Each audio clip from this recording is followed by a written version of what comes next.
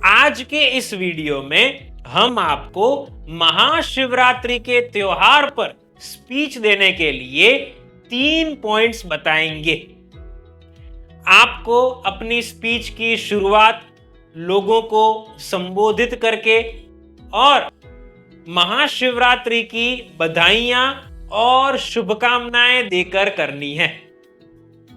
उसके बाद जो सबसे पहला पॉइंट आपको कवर करना है वह है कि आप लोगों को यह बताइए कि महाशिवरात्रि का त्योहार क्यों मनाया जाता है।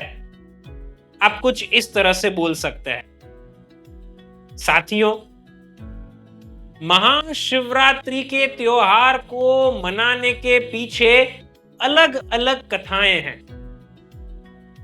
शिव पुराण के अनुसार महाशिवरात्रि के दिन ही भगवान शिव शिवलिंग के रूप में प्रकट हुए थे, इसलिए महाशिवरात्रि का त्योहार मनाया जाता है। ऐसा भी कहा जाता है कि पुराणों के अनुसार भगवान शिव और पार्वती का इस दिन विवाह हुआ था।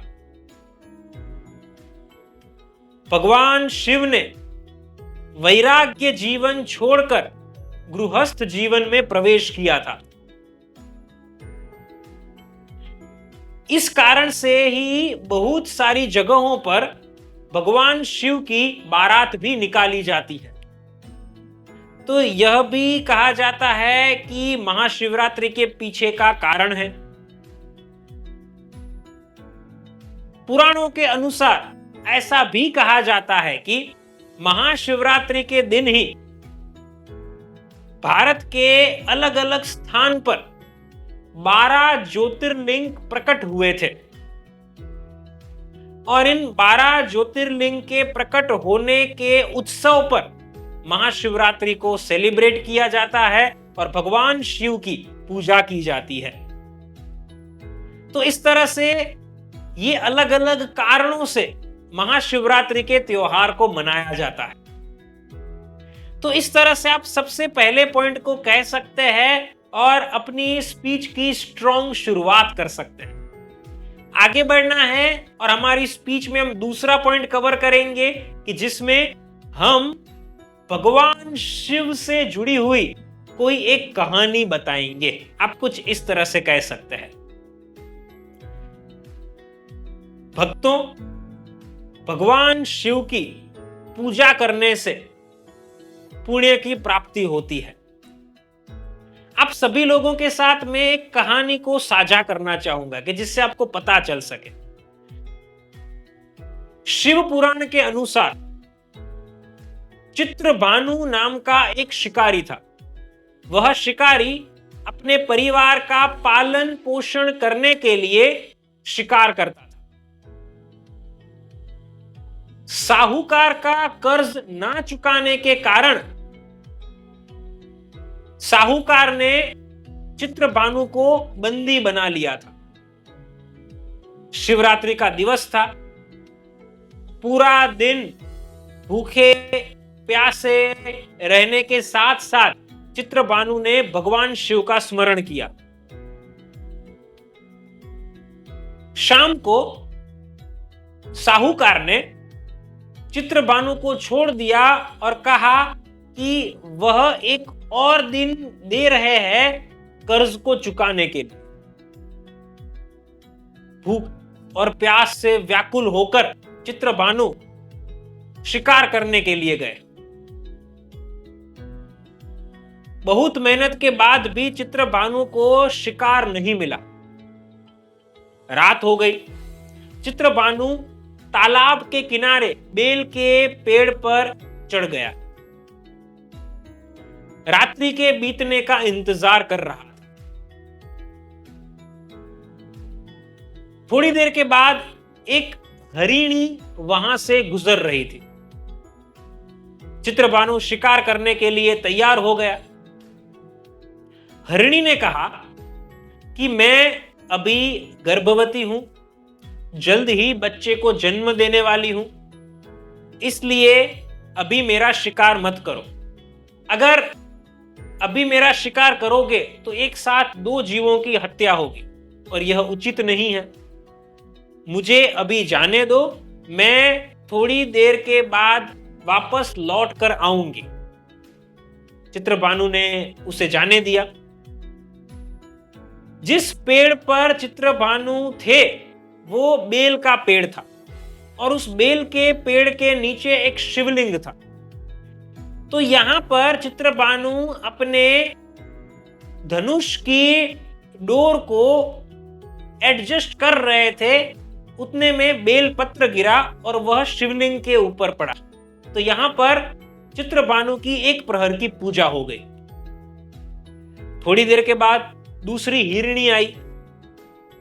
चित्रभानु उसका शिकार करने के लिए तैयार हो गया। हिरणी ने कहा, मैं अभी अभी ऋतु से निवृत्त हुई हूं, कामातुर हिरणी हूं, मैं अपने प्रिय की खोज में भटक रही हूं,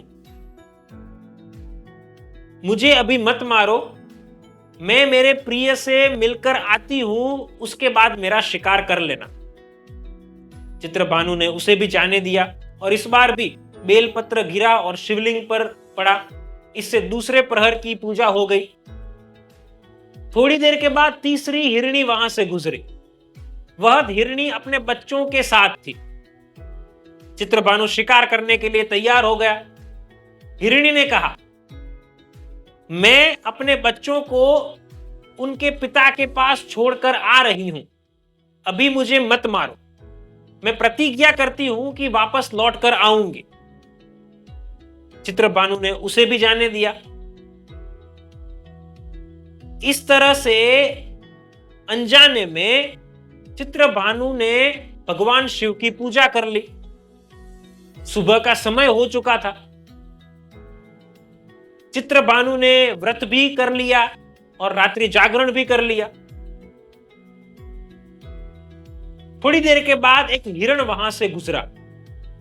चित्रभानु उसका शिकार करने के लिए तैयार हो गया। हिरण ने कहा, अगर तुमने इससे पहले 3 हिरणी का शिकार किया है तो मुझे भी मार दो, ताकि मुझे इनके वियोग में दुखी न होना पड़े।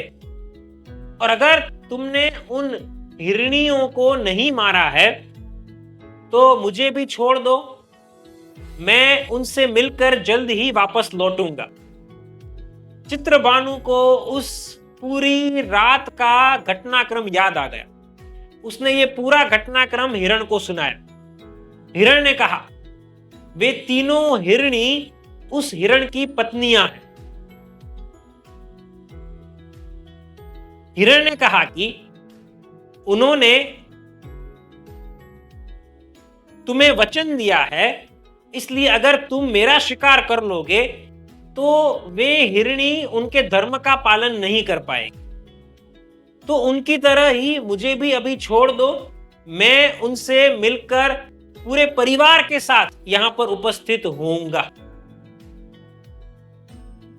तो यहां पर चित्रभानु ने उन्हें भी जाने दिया।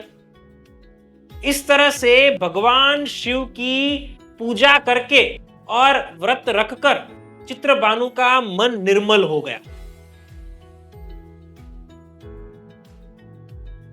इन जीवों की सत्यता, सात्विकता और उनके प्रेम को देखकर चित्रभानु को आत्मग्लानि हुई, मतलब उसे अफसोस हुआ।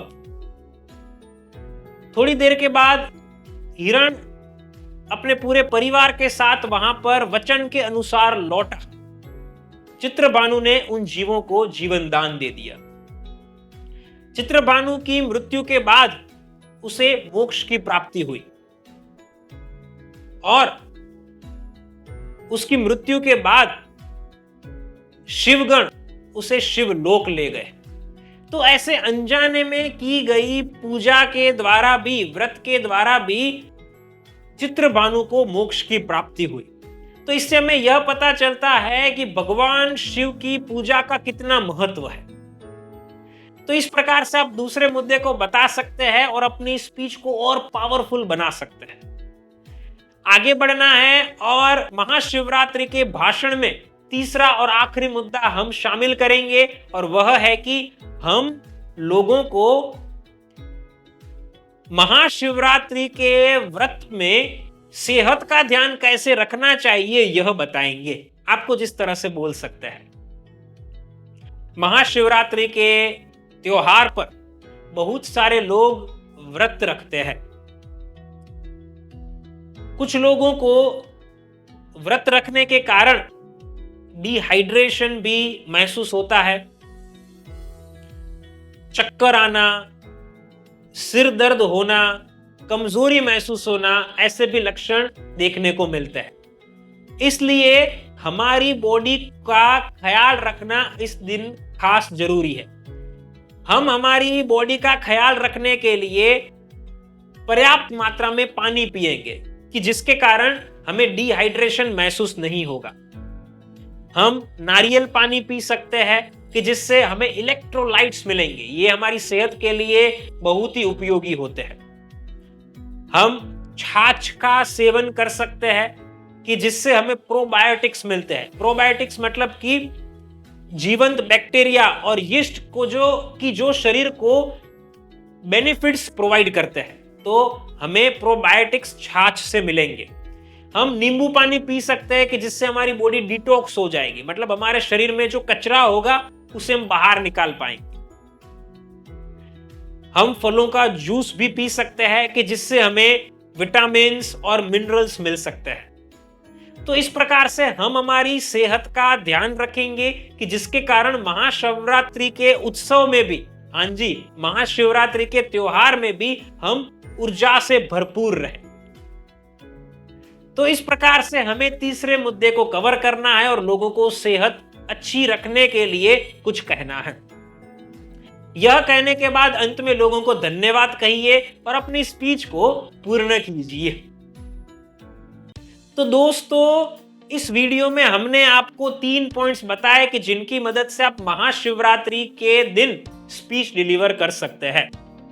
अगर आप एक पावरफुल पब्लिक स्पीकर बनना चाहते हैं तो आप हमारे online live public speaking course को ज्वाइन कर सकते हैं। नीचे दिए गए नंबर के ऊपर आप हमें अभी कॉल कीजिए, मैं आपसे पर्सनली बात करूंगा, आपकी सारी प्रॉब्लम्स और रिक्वायरमेंट्स को सुनूंगा और समझूंगा और आपको पर्सनल ट्रेनिंग देकर एक कॉन्फिडेंट और परफेक्ट पब्लिक स्पीकर बनाऊंगा। फ्रेंड्स, फिर मिलेंगे एक नई वीडियो के साथ। Thank you.